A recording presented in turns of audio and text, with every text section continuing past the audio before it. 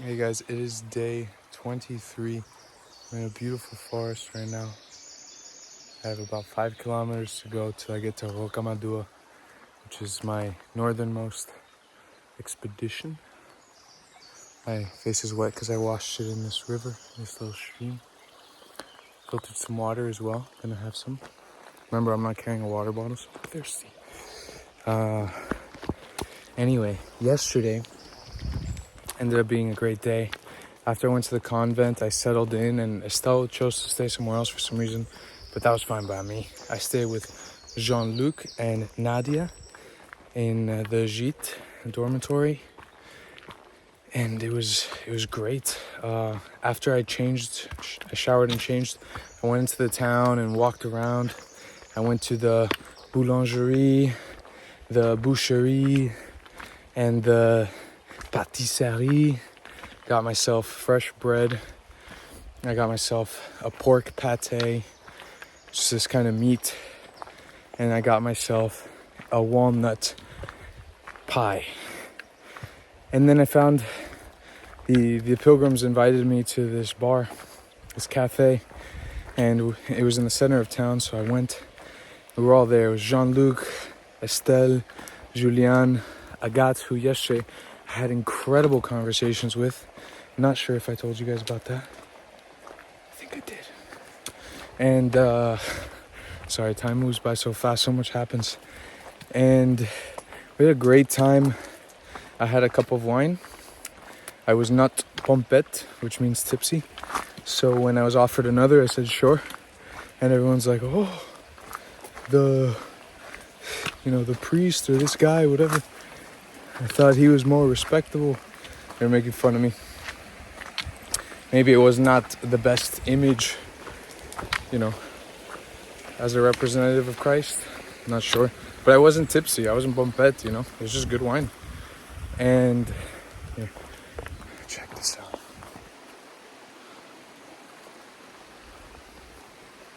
Beautiful. Beautiful by the stream. Today, so yesterday I went to the gîte after the bar. After we had a great time talking with Jean-Luc, this guy named Samuel. And this whole time I'm really practicing my French. And this morning I had a big petit déjeuner, breakfast. Big breakfast. Because they had a continental buffet. I took advantage of that. I had to. Me, these days I am ravenous. So I ate to my heart's content and started walking. And I walked with Jean-Luc all morning until now when I separated just to wash my face in the river. But today is going to be known, day 23, as... It's supposed to be the very high season. And we have been learning this morning. And like one of the busiest weekends of the year. And that's magic. He taught me a bunch of things.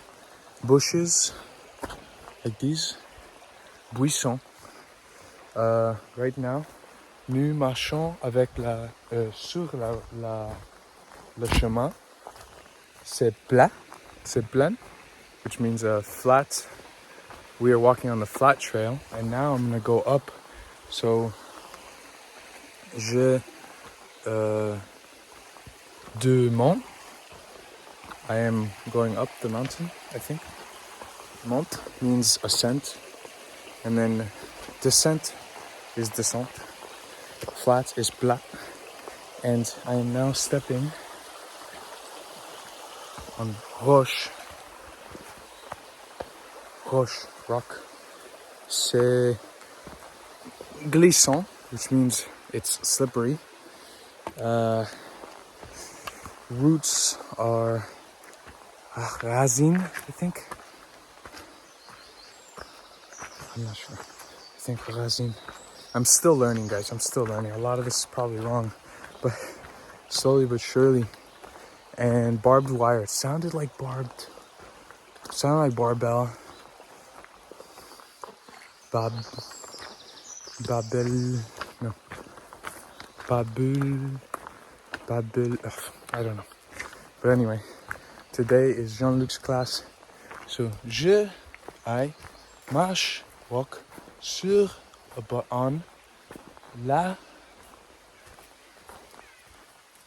le chemin, the trail. C'est plat, which means it's flat. C'est glissant. No, c'est, glissant. Slippery. It's muddy and slippery. We had to go down this muddy mountain. It was very difficult. I got my hands dirty in the mud. That's why I had to stop and wash myself in the river. Almost died. Not really. But closest I've been to falling. He scared me a little bit. I thought he was going to fall. And we walked through these ancient ruins. Beautiful. Man, I wish you could build a house here like they did back in the day. I'll try to put a picture here. But yeah, these beautiful stone abandoned houses next to waterfalls and stuff. Incredible walk today. Going the right way? I think so. But you couldn't tell where we are in this jungle. Feels like something that could be in the Amazon or in Asia. C'est très glissant. Very slippery. Gonna hold on here.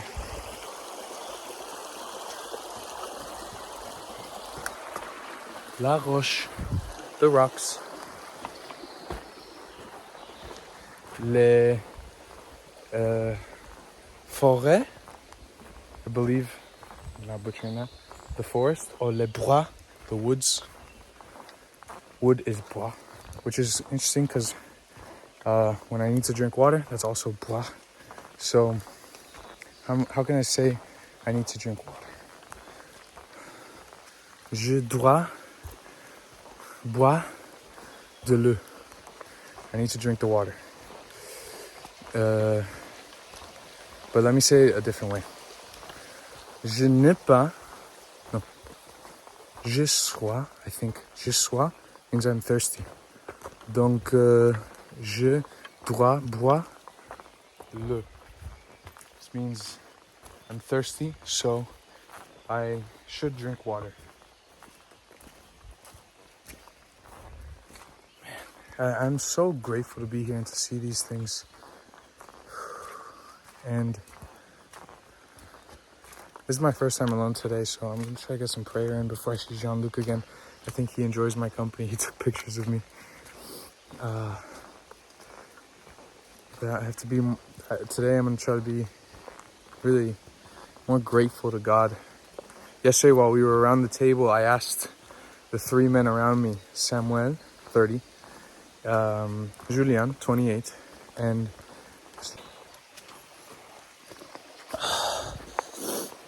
sorry, I cut out there. So Julian, 28, and Jean-Luc, 50 plus, what they would tell themselves if they were my age, 26. And they said, they thought about their advice. Jean-Luc said, be free. Look at a cave. Maybe we find shelter tonight, sleep in the cave. So Jean-Luc said, be free. Samuel said, live your life for yourself and not for others. And Julian said, don't be afraid of endings, for after endings come beautiful beginnings. I like that.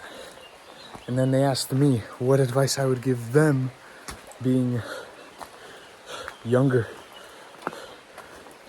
How can a younger man give advice to these three older ones? Spoiler, in Job, younger man gives advice better than the three older men. But whatever. Not saying that's me. I'm not going to be prideful here. Definitely not.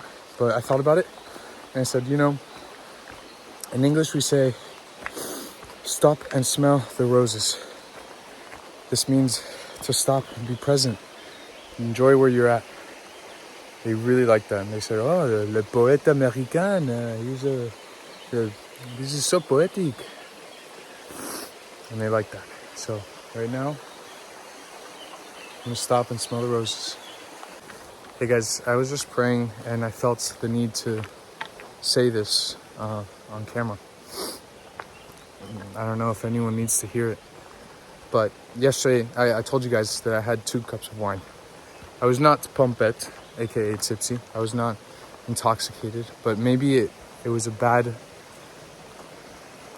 representation of what I follow and who is my teacher, you know, to others. I don't know if I'm sure they were joking, but maybe deep down they were like, oh, this guy, hypocrite. Maybe.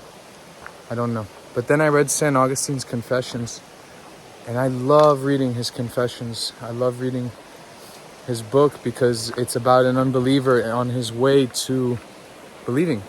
And it reminds me, and his journey is similar to mine, where I was in darkness and God pulled me out. But when he pulls you out and he calls on you, that's when the warfare begins. Or you notice that the warfare begins and that there's the desires of the flesh fighting against the desires of the spirit. And before he called you, or before you heard his call, you were a tool of the desires of the flesh. The flesh used you as a tool. But now that you've heard his call and you want to love him, you want to serve the desires of the spirit. But the desires of the flesh are still there and fighting against you, you know? And I think yesterday I experienced this where I had a cup of wine. I was like, wow, I feel relaxed. I feel nice. I feel like after a long day of walking, this is nice and it tastes good. So when I was offered another, I said, sure, more relaxation, more, you know, I can relax my mind and my body a little bit. But the scripture says, do not be intoxicated, but rather be filled by the Spirit. And so I had those two fighting in me. And yesterday, I guess by having that second cup of wine, I was giving into a desire of the flesh. And at the same time, maybe not representing my beliefs as well as I should in front of people. If I'm to make disciples, I need to be a light of the world, not, you know, do something wrong. Maybe I'm overthinking it. Maybe it's not that deep. But reading Saint Augustine's Confessions, I'm grateful that God has pulled me out of darkness when before maybe I would drink way more, or I would give in to lust or other desires of the flesh. And God has slowly, as I follow him, the Holy Spirit has slowly been pulling me from these things and bringing me to peace and bringing me, look at where I am. I may think a lot, and I may beat myself up a lot, like I am about this, or like I was yesterday about this. But after reading Saint Augustine's Confessions, I realized that this is the journey. And I read a poem by my mother. It's so beautiful, about how you see the light, but the whole point of this is not to see the light and always do the right thing. It's about seeing the light, tripping, falling down, getting back up, and continuing to follow it. So even if sometimes I trip and fall, I always get back up and continue to follow the light. And you can't let the thoughts of the devil or the evil one or the prince of death come into your mind and make you think you're not worthy of the gift of forgiveness, because we are. So anyway, that's my mind right now. Hope it helped or something. I don't know. I stop to smell the roses and then I get into this super deep prayer. That's me. That's me. Sometimes I have a hard time quieting my mind. I'm going to work on that. Also, Manu, my friend, asked me what has been the biggest lesson I've learned so far in the last 23 days. This is something I'm going to think about now. Pray a little, and then I'm going to think about it. But you should stop and smell the roses. We have arrived at Rocamadour.